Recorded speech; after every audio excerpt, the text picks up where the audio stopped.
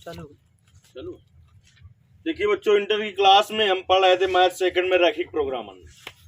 पहले हम देखते हैं प्रश्नावली 12.1 का लास्ट सवाल। इसके बाद आज की क्लास में आपको अगली प्रश्नावली पढ़ाई जाएगी 12.2, जहां से 8 नंबर का सवाल निश्चित ही बोर्ड पेपर में आता है। पहली प्रश्नावली से तो आएगा तो 5 नंबर का, और दूसरी से 8 नंबर का निश्चित आता है। तो कभी कभी बोर्ड पेपर में 8, 5, 13 नंबर का आ जाता है, नहीं तो 8 नंबर का निश्चित आना है। दूसरी प्रश्नावली जब आप पढ़ेंगे, अभी हम वहां बताएंगे। पहली प्रश्नावली का तो आप फर्स्ट ईयर में ही पढ़ चुके थे, केवल उद्देश्य फलन अधिक मिला था बस।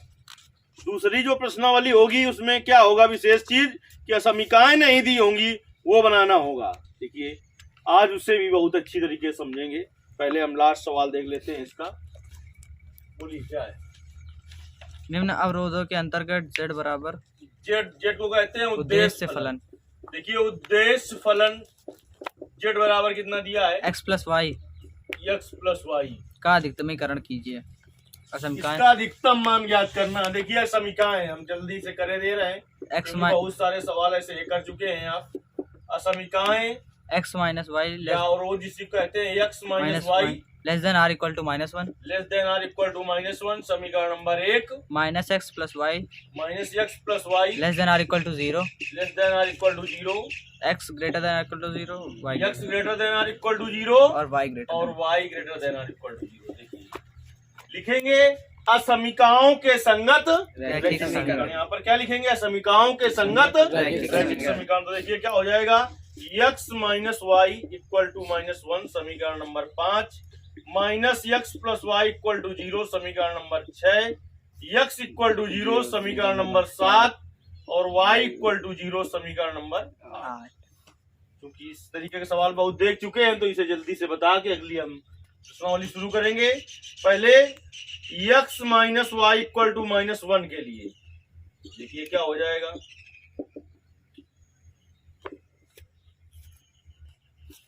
x और y, x बराबर 0 रख दो तो माइनस वाई बराबर -1, तो y बराबर 1, y बराबर 0 रख दो तो x बराबर क्या आ जाएगा, -1। बिंदु ए का निर्देशांक, बिंदु ए का निर्देशांक। देखिए बिंदु का निर्देशांक क्या आ जाएगा, देखो लिखा हुआ आ रहा है जी, 0,1।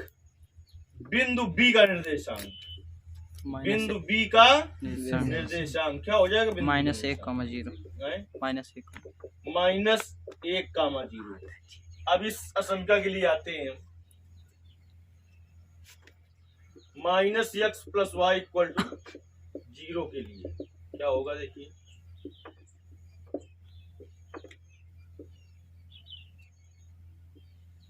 x y, देखिए x का मान 0 तो y का मान कितना आ जाएगा, 0। y का मान 0 रखेंगे, x मान क्या आ जाएगा, 0। यानी इससे जो रेखा प्राप्त होगी वो मूल बिंदु होकर गुजर जाएगी, सीधे चली जाएगी ना। चलिए अब हम समझ लेते हैं।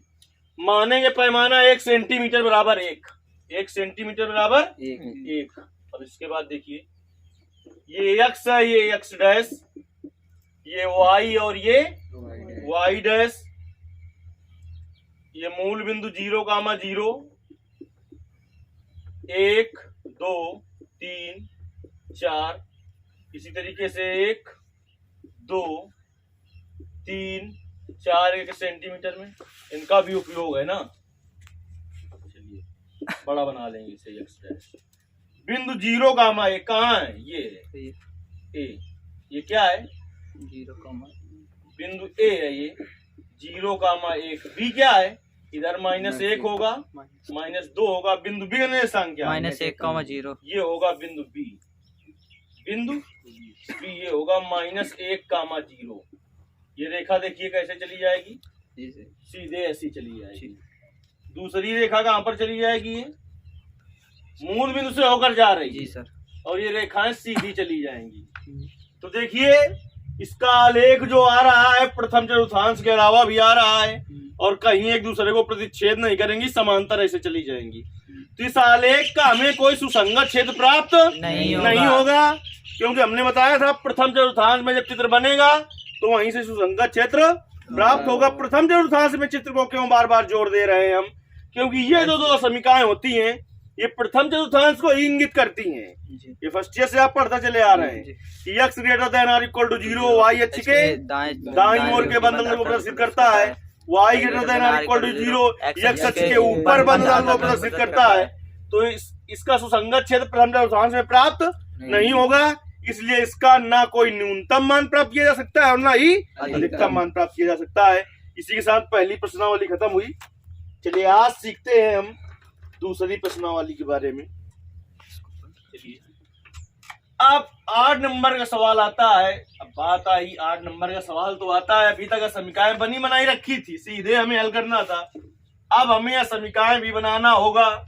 चलिए अब समीकरण बनाना होगा, तो देखिए कैसे बनाएंगे। प्रश्नावली 12.2 में आते हैं।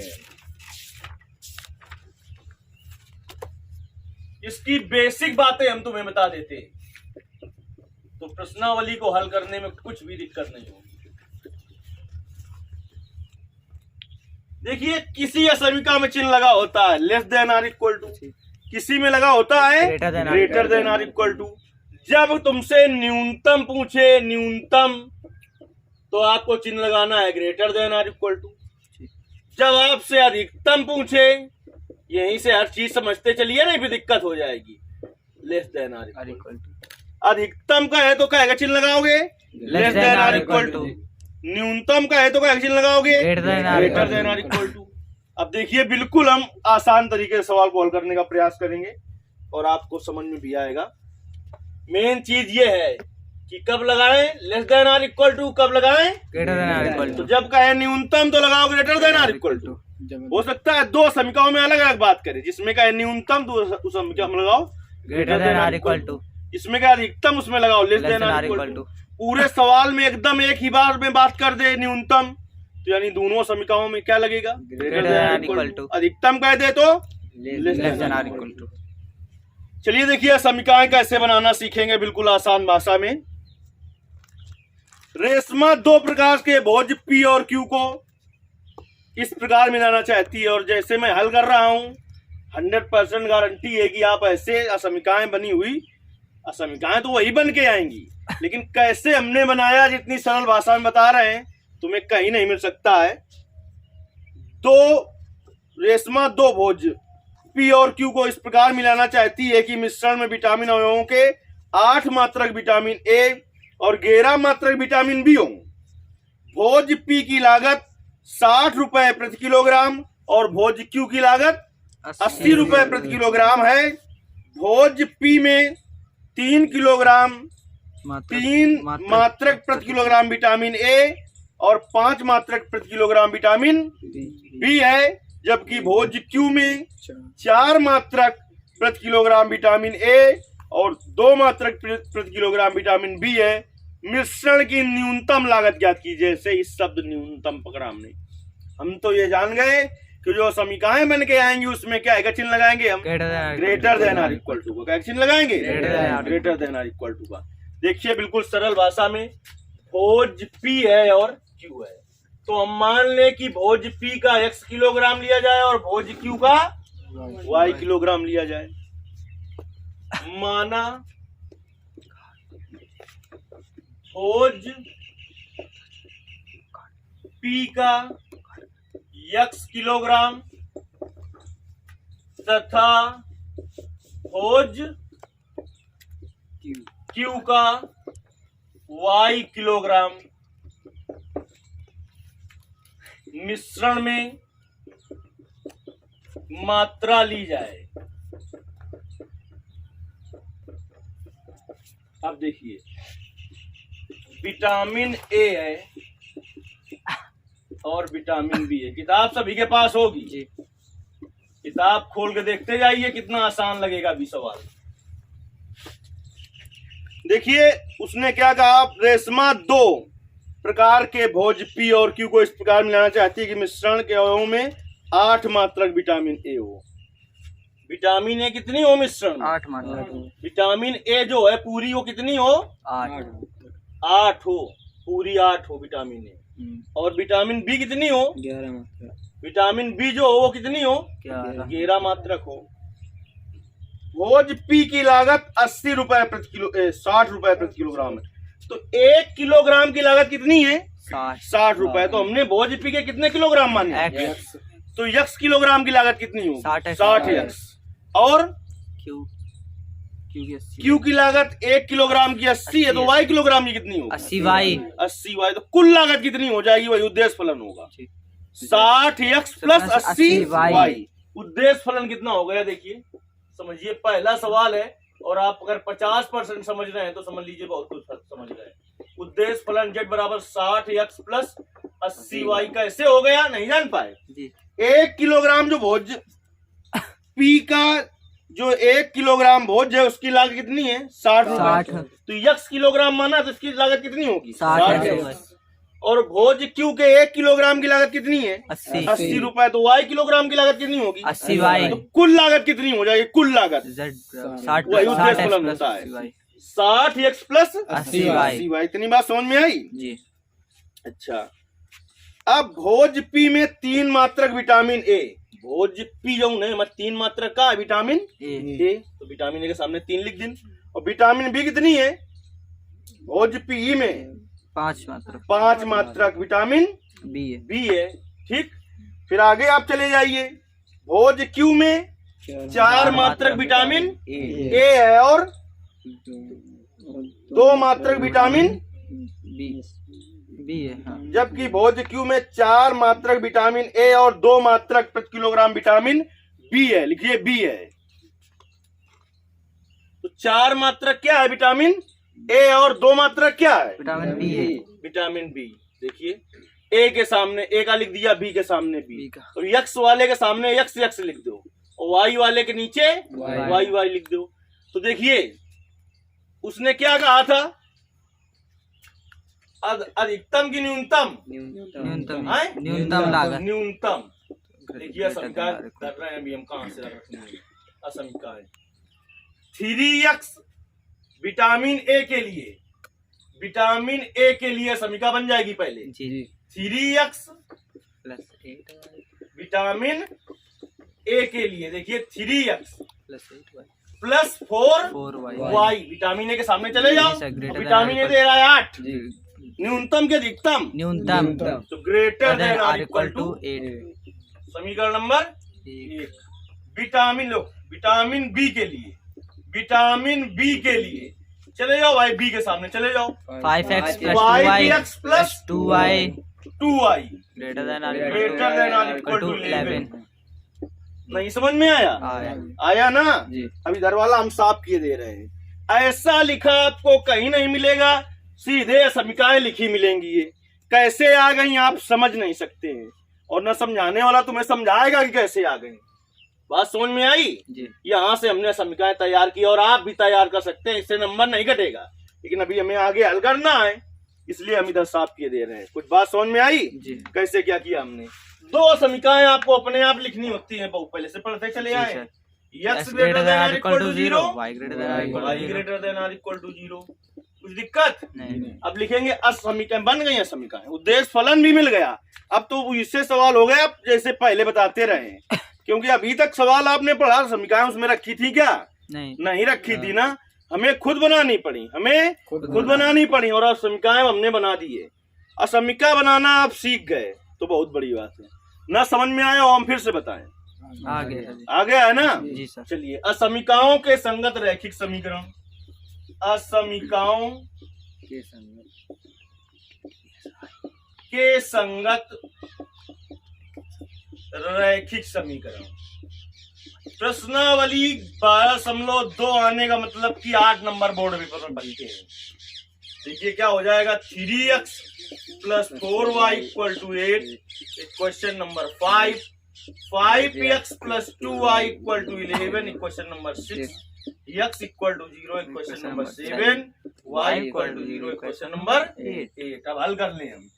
3x plus 4y equal to 8 के लिए देखिए क्या हो जाएगा, बना ले भाई, हम मार्कर नहीं चल रहा है भाई।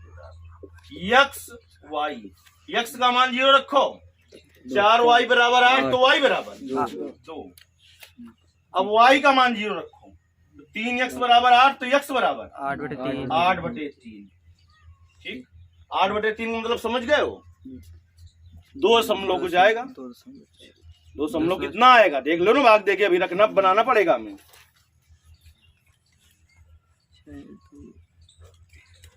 ये बिंदु ए का निर्देशांक, 2.66 बिंदु ए का निर्देशांक कितना होगा? बिंदु ए का निर्देशांक 0,2।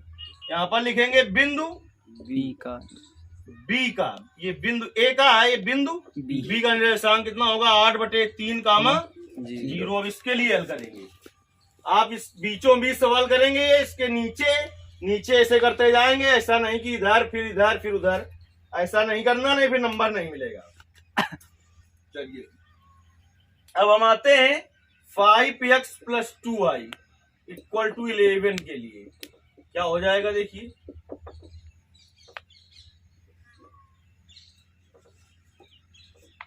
x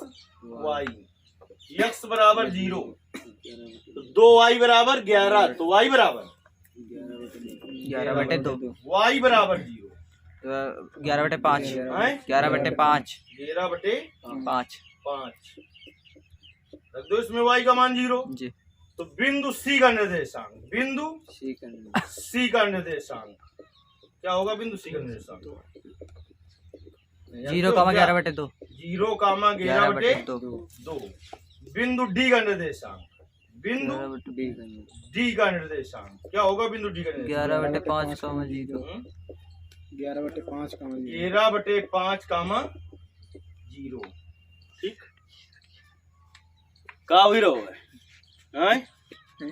1 सेंटीमीटर बराबर 1 मान लेंगे पैमाना, या ग्राफ में 1 बड़ा खाना बराबर 1। x डैश y डैश, ये हो गया मूल बिंदु O 0,0। 1 सेंटीमीटर बराबर 1 2 3 4 1 2। ज्यादा जरूरत पड़ेगी क्या? 5 की भी पड़ेगी। 5 5 6 3 4 5 6। बिंदु ए का निर्देशांक 0,2, ये हो गया A 0,2। बी का निर्देशांक 0,2.6 0,2.6 यानी कि 2.6,0 2.6,0। तो 2.5 जो आपके पास ग्राफ होगा, 2 और 3 के बीच में एक और बड़ा खाना होगा छोटा सा, तो 2.5 हो जाएगा, उससे एक और आगे चले जाना, तो 2.6 मिल जाएगा। ऐसे आप देख लीजिए, इसके बीच में 10 खाना होंगे पटरी में, 2.5 के बाद 2.6 ढूंढ लीजिए, यानी 8/3, 0। ये हो गया। बी पटरी रख के ए से सी को मिला देंगे। सी का निर्देशांक क्या है? 0,11/2 का भाग 11 में दोगे 5.5 आएगा, यानी यहाँ पर मिलेगा आपको क्या? C 0,11/2। डी का निर्देशांक क्या होगा? 2.2 हैं? 2.2,0 2.2,0 भाग दो इसका जी। हाँ 2.2 ही है, 2.2 ही है। 2.2 यहाँ पर कहीं आएगा, अरे 2.6 है ये, 2.2,0 तो ये आएगा डी। 2.2 का मतलब सीधे सीधे लिख दे रहे हैं 5/11/5, 0। क्या दो? सी से रख के सीधे पटरी मिला देंगे डी में। दशमलव में इसलिए नहीं रख रहे हैं कि कैलकुलेशन करने में दिक्कत होगी, लेकिन एक बिंदु की जरूरत पड़ेगी, प्रतिच्छेद बिंदु। तो समीकरण 5 और 6 को हल करके प्रतिच्छेद बिंदु ज्ञात करें। इसके लिए या तो x का गुणांक बराबर होना चाहिए या तो y का नहीं है, तो करेंगे 6 में 2 का गुणा करें, तो समीकरण 6 में 2 से गुणा करके समीकरण 5 में घटा दें। देखिए समीकरण कितने में? 6 में 2 का गुणा करके 6 में 2 से गुणा करके लिखेंगे यहाँ पर। हम सीधे किए दे रहे हैं, समीकरण 6 में 2 से गुणा करके समीकरण 5 में घटाने पर, पहले इसमें 2 से गुणा करो, क्या आ जाएगा? 10x प्लस 4y बराबर 22 22। 3x प्लस 4y बराबर 8 घटा दीजिए, माइनस माइनस माइनस 7x इससे कट जाएगा। 7x इक्वल टू 22 में चले गए 8 14 x इक्वल टू 14/7 x बराबर 2। x का मान रख दो समीकरण 5 में। तो समीकरण 5 से देखिए हल करेंगे, सीधे नहीं करेंगे कुछ। समीकरण 5 से 2 गुणते 3 6 4y बराबर 8 माइनस 6 तो 4y बराबर 2 तो y बराबर 1/2। तो प्रतिच्छेद बिंदु ई का निर्देशांक निकलेगा 2,1/2 2,1/2। ये मिल गया ई हमें। क्या मिल गया? ई, जो कि क्या है 2,1/2। चलिए अब हम बोलते जा रहे हैं, आप समझते जाइए, चूंकि इस तरीके के सवाल बहुत हल कर चुके हैं, लेकिन आपको कॉपी में करना है या नीचे, आप ना बोलते जाना।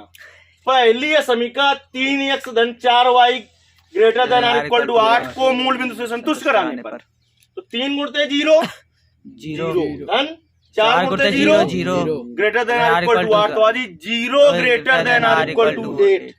बताओ 0 बड़ा है 8 से, 8 के बराबर है ना, बड़ा है ना बराबर है। पहली है समीकरण मूल बिंदु से संतुष्ट है, इसलिए इसका आलेख मूल बिंदु से बाहर की ओर। तो पहली ये ए बी है, देखिए अभी हम कर नहीं रहे हैं क्योंकि हमें उभयनिष्ठ भाग आलेखित करना है। तो ए बी जो रेखा है इसका बाहर की ओर जाएगा। देखिए ये ए बी का, ए बी ये पूरा क्षेत्र घेर लेगी, ये ए बी है जी, इसका जाएगा बाहर से ये सब ठीक। अब दूसरी है समीकरण 5x धन 2y greater than or equal to 11 को मूल बिंदु से संतुष्ट कराने पर, तो 5 गुणते 0 धन 2 गुणते 0 greater than or equal to 11 0 greater than or equal to 11। ये भी कैसा है? असत्य है, क्योंकि 0 ना बड़ा है 11 से ना बराबर है।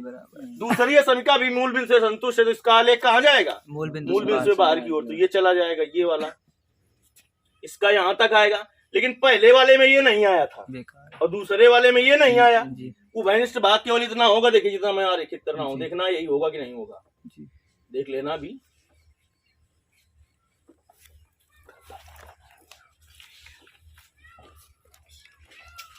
बराबर बराबर दूरी में चिन्ह लगाना है इसका। देखिए ए बी रेखा जो थी, फिर से समझ लो, ए बी रेखा थी, उसने कहा क्षेत्र घेरा था, ये वाला क्षेत्र घेरा था और ये वाला भी घेरा था ना जी। ये जो सी डी रेखा इसने ये वाला घेरा और ये वाला भी घेर लिया। तो जो सी डी रेखा उसने इसको नहीं घेरा था जी, तो ये इसमें मिलेगा क्या? नहीं मिलेगा। जो ए बी रेखा है ये बार बार इधर चली गई थी, नहीं, ये वाला ए बी का यहाँ पर आया था क्या? नहीं, केवल इतना भाग उभयनिष्ठ होगा। नहीं बात समझ में आ रही है? नहीं आई क्या? उपरोक्त आलेख का आलेखित भाग सी ई बी है, तो सी ई बी इसका क्या होगा? सुसंगत क्षेत्र होगा। सुसंगत क्षेत्र होगा। आप बनाएंगे, देखिए कोणीय बिंदु और जेड के संगत मान।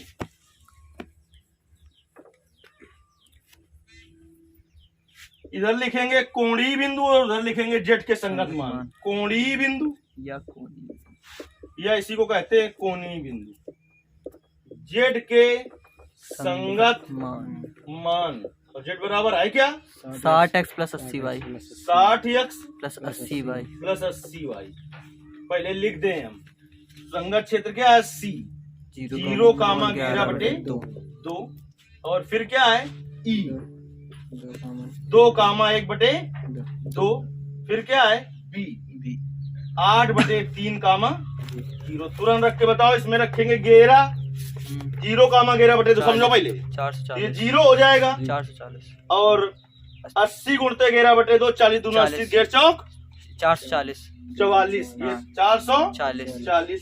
अब इसमें देखिए x की जगह 2 रखना है, y की जगह 1/2 120 प्लस 160 ये और कम हो जाएगा, 2 का भाग चला जाएगा 40 हो जाएगा 160। अब इसमें देखिए 8/3 कामा 0, तो ये वाला तो 0 हो जाए, y वाला 8/3 है तो काटो 20 बचा, 20 काटो 20 बचा, काटो 20 बार कट 20 और 20 गुणते 8 160। तो कैसा मान पूछा था? न्यूनतम। तो न्यूनतम मान 2 बिंदुओं पर प्राप्त होगा। किस पर? दो कामा एक बटे 2,1/2 और 8,3 पर। अब हम लिखेंगे कि ये जो रेखा है आपकी 2,1/2 ये है जी, और 8/3,0 इस यहाँ से यहाँ तक जितने बिंदु प्राप्त होंगे सभी पर न्यूनतम मान प्राप्त होगा। जी, इस रेखा पर स्थित सभी ईबी रेखा पर स्थित जितने भी बिंदु सभी बिंदुओं होंगे, पर। ईबी रेखा पर स्थित जितने भी बिंदु होंगे उन सभी बिंदुओं पर न्यूनतम मान प्राप्त होगा कितना 160 और क्या में दिया था रुपए में जी सर 160 रुपए किलोग्राम में रुपए 160 रुपए कीमत पूछी थी थी ना जी सर लागत में तो कितनी हो जाएगी 160 रुपए। कहाँ पर ये सब न्यूनतम प्राप्त होगी ईबी रेखा पर स्थित जितने बिंदु होंगे सभी सभी पर न्यूनतम प्राप्त होगी। जी समझ में आ गया? जी।